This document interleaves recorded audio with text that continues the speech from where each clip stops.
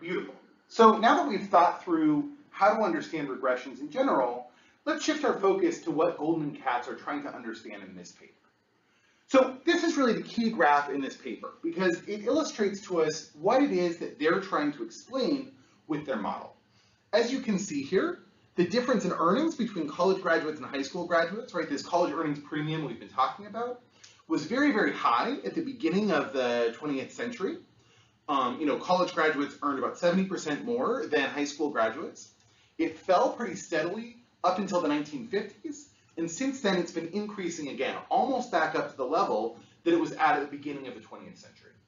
So when we're looking at these sorts of long-term historical trends, there's potentially a lot of different explanations for this sort of trend, right? And they talk about a couple of alternatives that people have thrown out.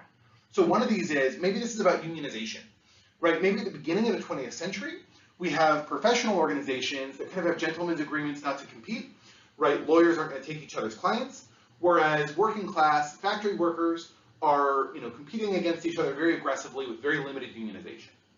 Over the course of the first half of the 20th century, unions gain power to a dramatic extent. These sorts of professional agreements break down, and we end up seeing a convergence in wages. Then in the second half of the 20th century, this trend reverses, right? As we saw in the first day of class, unionization in the private sector has been falling over the second half of the 20th century. Potentially, organizations like the American Medical Association have gained power. We've seen an increase in wage inequality again between college grads and non-college grads, right? So maybe this is about power. Or maybe this is about different types of technological growth. There's been a very common argument that early industrialization, maybe including industrialization in the 20th century, favored workers with relatively low levels of skill, right? The argument is that, factory technology in the early 20th century really doesn't require much. If you're an assembly line worker, you don't really need much education in order to be very productive. So that sort of growth in technology makes working class people very, very productive, doesn't do very much for highly educated workers, results in a convergence in wages. In the second half of the 20th century, we see computerization, we see outsourcing, and the consequence of this is to increase the, technology like computers increases the value of skilled labor a lot, potentially replaces a lot of less skilled labor, increases wage inequality again. Right, so there's a lot of potential explanations. Goldman and Katz say, actually, we don't need those sorts of explanations. There's a single, very, very simple trend that's explaining this phenomenon. And essentially what they argue is, over this whole time period, even in the early 20th century, we've had technological growth improve the relative productivity of skilled workers. Technological growth has been what they call skill biased this whole time.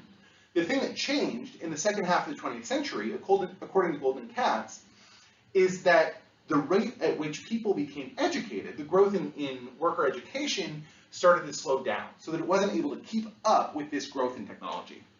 So they say really the key explanation for this trend that we see is this graph here, where we see essentially the growth in the average number of years of education of workers over the period from the late 1800s to the 1990s.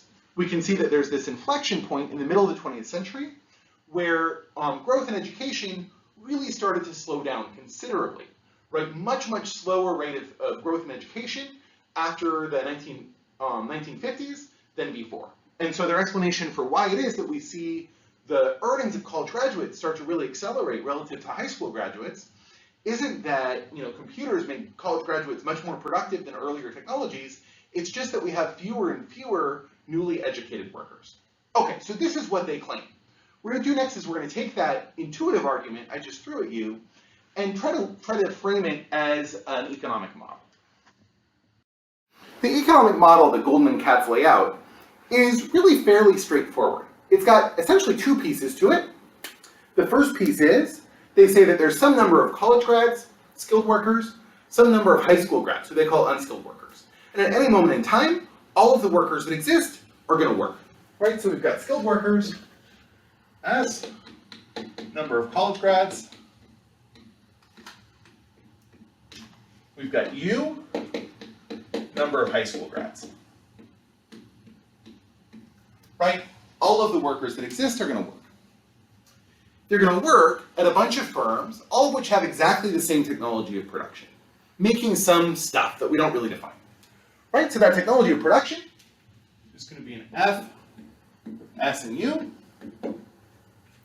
which is going to be equal to lambda S to the rho plus 1 minus lambda U to the rho, all to 1 over rho. Now, this production function might look a little unfamiliar. It's called a constant elasticity of substitution production function. And as we're going to see in a minute, it essentially, depending on the value of this rho parameter, could be anything between perfect substitutes to perfect complements to Cobb-Douglas. It's really very cool.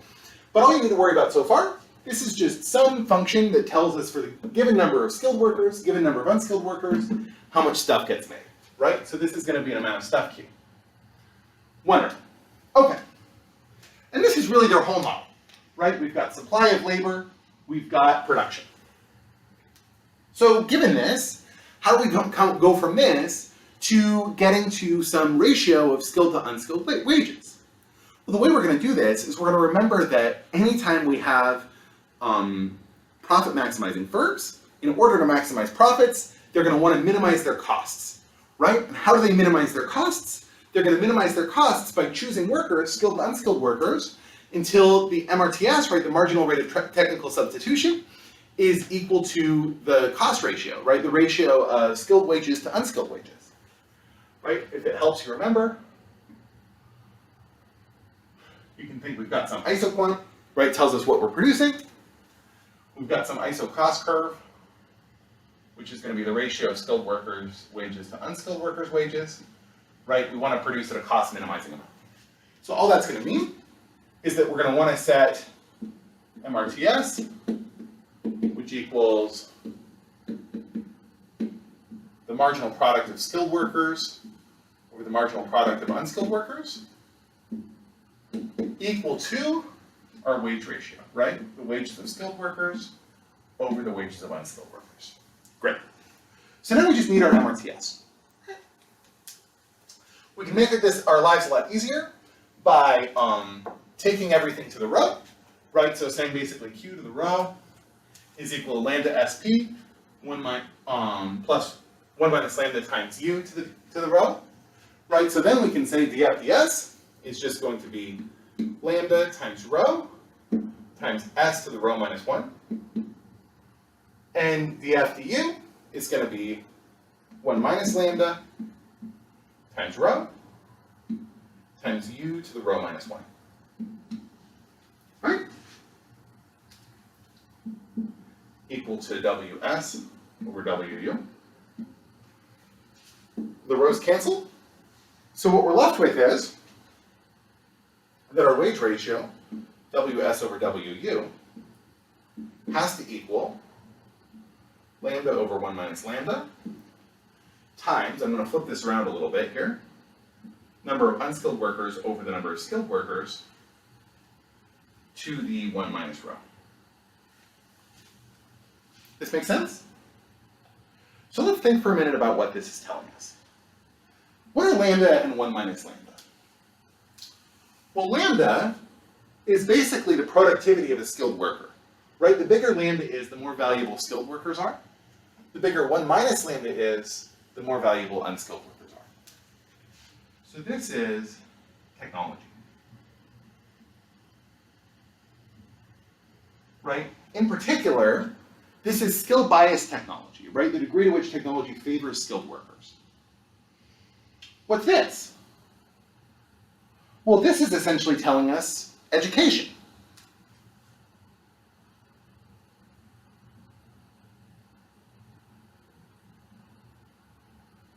Right? This is telling us the number of high school grads relative to the number of college grads. Right? So as more people get educated, this thing is going to shrink. And then what's this? Well, rho is basically going to tell us the degree to which high school grads and college grads are complements versus substitutes. So to see this, think about what happens if we have a rho equal to 1. If we have a rho equal to 1, this becomes lambda times S plus 1 minus lambda times U. Right? Perfect substitutes. right? That would tell us that skilled workers and unskilled workers do the same job. It's just a question of who does the job better. And in that case, our wage rate here would just be lambda over 1 minus lambda, right? The only thing that would matter would be technology. On the other hand,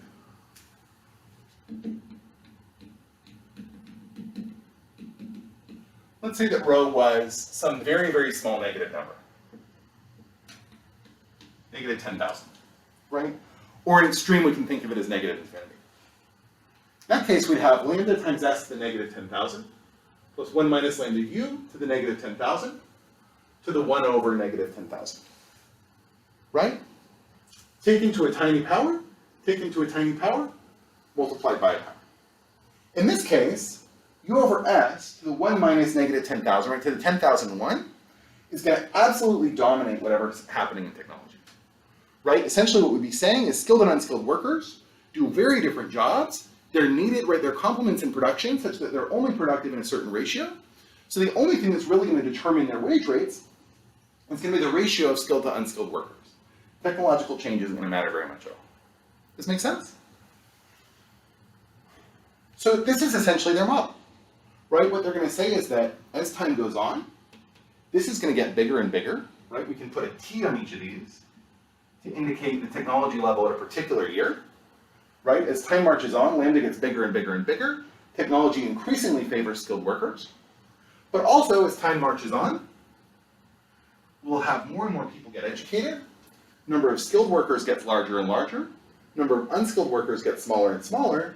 So this ratio shrinks, right? And as long as we've got a rho less than 1, right, this ratio shrinking is going to decrease the earnings differences between skilled workers and unskilled workers, right? So this is essentially their model, right? We've got a race between technology and education. When this is growing faster, wage differences shrink. When this is growing faster, wage differences grow. Okay, wonderful. So now the question is, how well does this theoretical model that Goldman and Katz lay out describe the real world, right? In other words, can we use this model to accurately describe and explain the changes in the college earnings ratio that we see over time? The way they're going to do this is by turning this theoretical model into a regression model. And the reason that's going to be helpful is because, as we've talked about, what a regression does is it lets us try to guess our dependent variable on the basis of our independent variables. So if they would lay out a regression that helps them accurately guess the college earnings ratio at each period of time as a function just of this steady change in technology and of the ratio of skilled to unskilled workers, then they can say that this might accurately describe the dynamics of the economy. Okay, so how do we turn this into a regression model? Well, what they're going to do, they're basically going to take the log of both sides. They'll say log Ws over Wu equals the log of lambda t over 1 minus lambda t times st over ut to the rho minus 1. Now, because of the way logs are constructed, we can break this apart. So we can say log lambda t over 1 minus lambda t plus rho minus 1 log st over ut. Right? We can bring exponents down and multiply, another log rule. Well, now we have something that looks a lot like a regression. Right? We have two independent variables. We have technology. We have education. Then we have a coefficient in front of education. So they're going to take this, and they're going to turn it into a regression where they say log Ws over Wu is going to equal beta 1 times technology plus beta 2 times log st over ut. Right?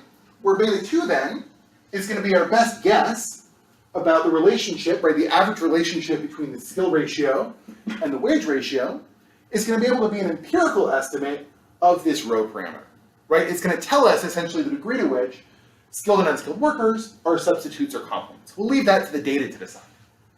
Now the only problem here, this is a real thing we can measure, right? We can count skilled workers and count unskilled workers. This is a real thing we can measure, right? Beta 1, beta 2, as we said, are abstractions. This technology thing here is not a real thing we can measure. So what they do is they say, well, our claim is that essentially technology just chugs along year after year after year with similar changes in skill bias technical change in every year of the 20th century. So they're going to describe technology just by putting in a value year. Right? 1950, 1951, 1952, etc. And the reason is, the argument is, each year, right, increases technology by the same amount, so a 1 unit increase in year should increase technology by the same amount. And this way, beta 1 is going to end up estimating for us essentially the amount that technology changes in favor of skilled workers in every year of the data, on average.